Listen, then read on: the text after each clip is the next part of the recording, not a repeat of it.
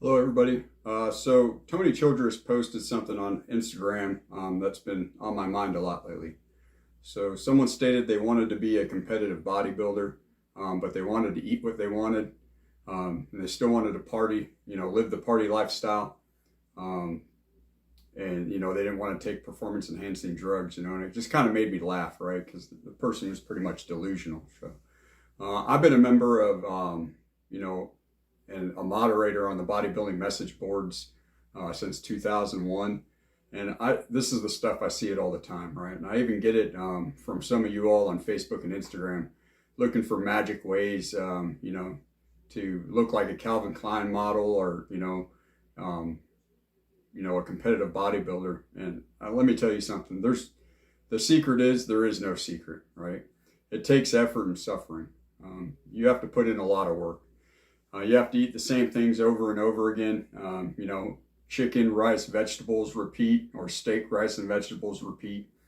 In the off season, you got to push 4,000 calories a day of the same food, right? Good, clean food.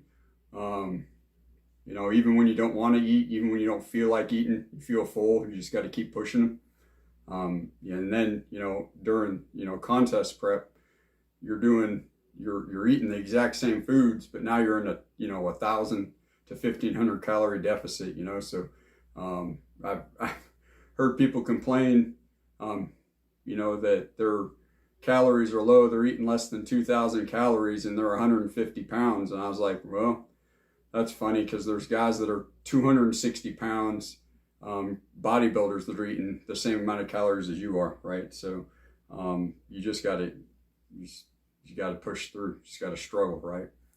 You got to remember too that unplanned cheat days, they can ruin a whole week of fat loss, right? So if you go out there and you eat, a giant cheesecake or a whole pizza or something like that, that might be 3,500 calories, right? So if you were in a 500 calorie deficit for an entire week, that's 3,500 calories right there, right? That's how much a pound of fat weighs. So guess what? You're assed out there.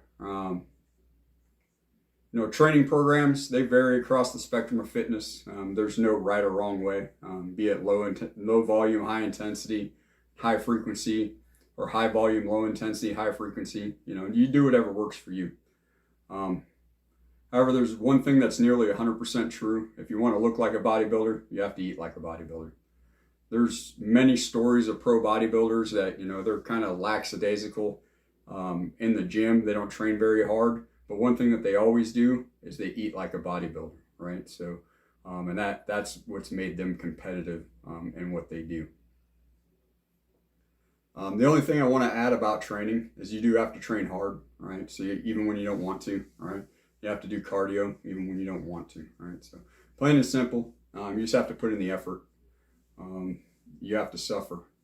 And this goes beyond just bodybuilding, right? So, or fitness. This is about your goals in life, right? So you want a promotion at work, you got to put in the effort. You got to suffer through the hard times, right? So if you want to start a new business, you got to put in the effort. You got to suffer.